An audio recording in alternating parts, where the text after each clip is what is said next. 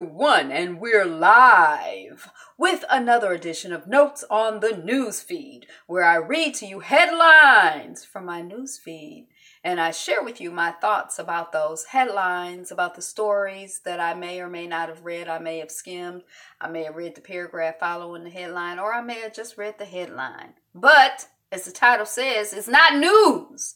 It's just my notes on the news feed. I'm Angela. The channel is Be Fabulous You. Thank you so much for being one of my first 1,000 subscribers.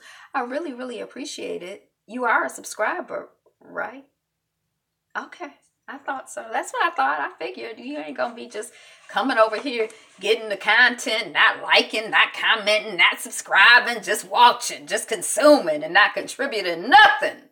I know you wouldn't do me like that. Let us proceed with the notes on the news feed. Okay. Teen arrested for concocting fake story about black men firing gun in home invasion. So he said that it was 3 black guys that came and he was home alone and they shot from the outside, but the cops came and there was a gunshot from the inside out and there was no black men or whatever. But I feel like I just saw the story like the day before yesterday, and it was some person who I thought was a rapper that it was the same story. So I'm kind of, I don't know. But when I saw him, I'm like, is that guy supposed to be, does he identify as black? He looked like I couldn't tell what his ethnicity or whatever might have been. But this pastime of saying, oh, I shot because I was afraid, and this pastime of a black person did it. It seemed like this is like a hobby that some white folks have. Blame the black person. Is it like a game that we don't know about that's not funny or fun? The world is minting millionaires quicker than Goldman Sachs can keep up with them, and it's making a fortune off of them. Why does Goldman Sachs need to keep up with all the millionaires of the world? Because they make money off of them? Dagestan church shooting leaves 5 dead in Kizlyar. I think that's like in Russia.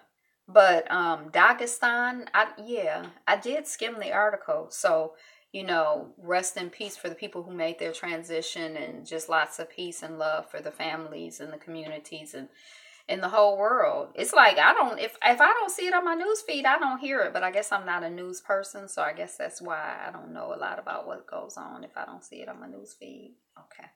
I did watch AM Joy today, but I was doing something else, so I didn't really watch. I just had it on the TV. That's not the same as watching, is it? Flu shot, only 36% effective. Experts say it's still worth getting. 36% effective at giving people the flu? Is that what they're talking about? Oh, okay. I mean, I'm just trying to understand. You understand? I don't understand. Daggone flu shot. They always want to give people some bull. Hey, welcome on the call. I mean, it's not a call. Welcome on the chat, the live. Welcome on the live. It's live over here on channel Be Fabulous You. Oh, hang on. Look on my teeth. Iran plane crash. All 66 people on board feared dead. So, rest in peace to those people that have made their transition or are making their transitions.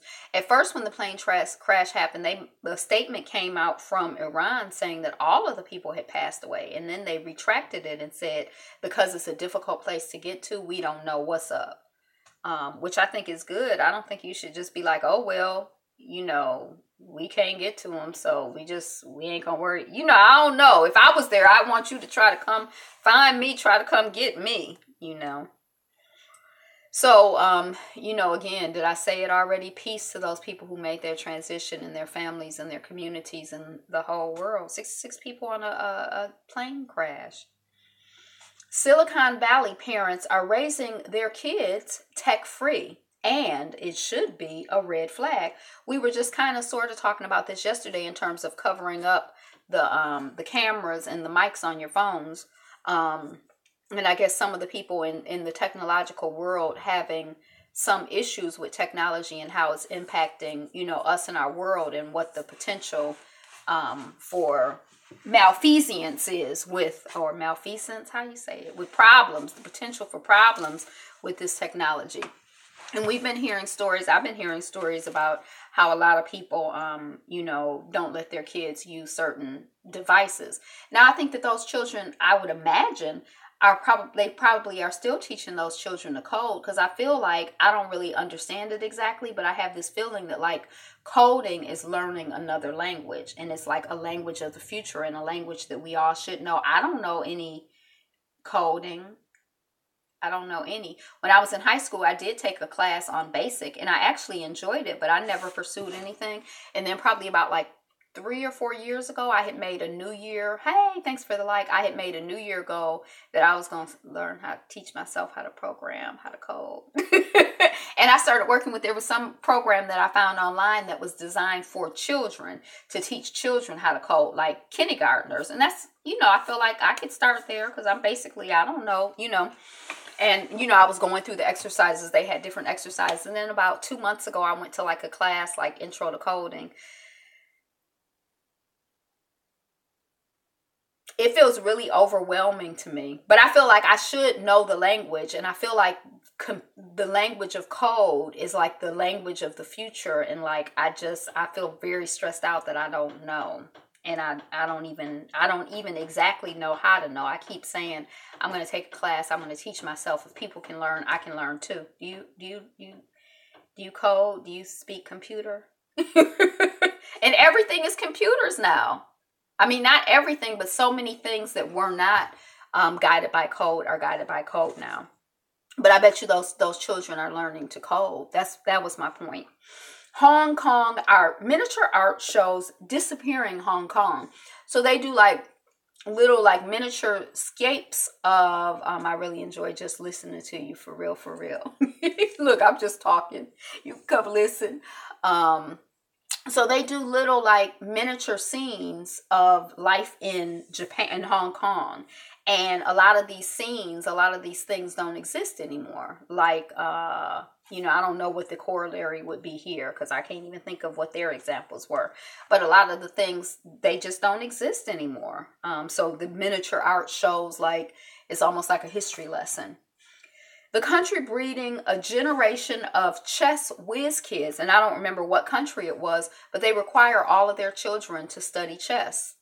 And I was like, wow, I sort of like that in a way, in terms of, like when I used to run youth programs, one of the things that I had kind of started deciding is that every child that I dealt with, if I was designing a program, then there was going to be a critical thinking element to that program. We were going to have a class on critical thinking, on analysis, very shortly thereafter, I wasn't in that line of work anymore. But I feel like it's so important to be able to like think critically and to analyze things and to think for yourself, and to not be vulnerable to propaganda or commercials, which are propaganda, and, just to be able to think. See, I can't even articulate. That's because I need some critical thinking classes. So I think, playing chess, there are different theories. Some theories are that it really helps you with your strategic thinking and it's really transferable. There are some other theories that say that that's not the case. I don't know. But I like the idea of trying to do something to teach people discipline and strategy and critical thinking and analysis. The Indian artist changing dirty taboos on Instagram. So there was like one illustration of like a girl, a young woman leaning on a chair expelling gas. And she had another image. A lot of her, I don't know if all of her images, they look like cartoons, but I don't know if all are, like illustrations, like graphics, not like pictures. I don't know if all of her folks are Indian, but they all looked Southeast Asian, the ones that I saw. A lot of the women had hair on their legs or hair under their arms, or like Beyonce's thighs, thumb down, you don't have Beyonce's thighs, thumb down. You have hair on your legs, thumb down. You have hair under your arm, thumbs down. You have whatever, society says you're supposed to have, that, so that was another image that I saw. So I don't know why this is, she's challenging dirty taboos on Instagram. I was like, what are the dirty taboos? And it wasn't. It was just the same old.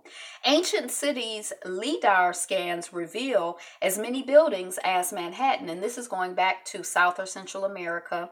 And again, this whole conversation, like I was trying to think about it earlier. I'm like, did someone explicitly tell me that, when Europeans came to this country, that there were just like, a few Indians here, a few native Indians or whatever here or there, and that they didn't have any civilization? Because that's certainly the impression that I got as a young person, that the Europeans came, the land was basically open. They, had to kill a few, rogue, wild, crazy, scalping Indians here and there, but that it was basically like open land for the taking. And when I read, I think it was, I still can't remember what the name of the book was, but when I read 1492, it had a whole different narrative. It was like this was a densely populated, region of the world, and there is documentation to support the idea that this region of the world was densely populated. It was not just no open land, and that the Europeans lucked up on the fact that, they were carrying smallpox or whatever with them. They had some immunity in their, because their society had already been exposed to it. So I guess the people who were going to expire from it had already expired, whereas these people had not been exposed to it. And so, a lot of folks got knocked out. And so it's sort of like when you're dealing with a major health crisis, it's like if you think of yourself personally, when you feel sick, that may not be the best time to like be getting into hand-to-hand combat with somebody. Like you got the flu, you coughing, you sickly, you probably can't give it your best shot. And so, the Europeans just kind of looked upon, those particular circumstances and took advantage of it. But that this LIDAR, L-I, uppercase L, lowercase I, uppercase D, uppercase A, uppercase R. And I've seen this before, probably coming off of Engadget, that the scan reveals a densely populated area, like with as many buildings as Manhattan. And we know that's densely populated. Black incarceration rates are dropping. Oh, shoot. I guess that we done loop back. It's 12:20. I guess I didn't have many notes on the news feed because we talked about that yesterday. Since I started reading, I guess I'll go on and read it. Black incarceration rates are dropping while white rates rises, but what's really behind this surprising trend? So if you want to hear more about my thoughts on that, that was yesterday. But that's what I got. This is today's edition of Notes on the News. Maybe I should have I didn't have time. I got other stuff I need to do. So I guess we just gonna go with it. I feel like I'm missing something important, but that's what I got. Great discussion. Thank you, Rowdy Chica 59. Thank you for being here and for commenting and for the positive vibrations, for the likes. Everybody for the likes, the shares, the subscriptions. I appreciate you. So that's what we got. Today is the best day ever. You are the greatest. You're the number one stunner. I even saw somebody's YouTube channel who's the number one stunner. I'm like, oh my gosh. I got that expression from my mother's husband. He used to always be like, you the number one stunner. I thought that was so funny. But you are the number one stunner. So be you. Be fabulous. I wish when I was talking about image that I had talked about Michael Jackson and his image of himself, because there was the black Michael Jackson and then he transformed himself. And I think that, when he looked in the mirror, he wasn't happy with who, and what he saw. And isn't that so many of us? Can't so many of us relate to that? But anyway, I did a piece on image today. And, after the fact, I'm like, dang, I had on my black Michael Jackson t-shirt today. Doesn't he look sad? I think this image is just so, what does it say? Michael, 2009 is when he made his transition. And he was born in 1958. 1958. Yeah. So anyway, blah, blah, blah, blah, blah, blah, blah, blah, blah, blah. Be you. Be fabulous. Be fabulous, you. Be you. Be fabulous. Be fabulous, you. Be you.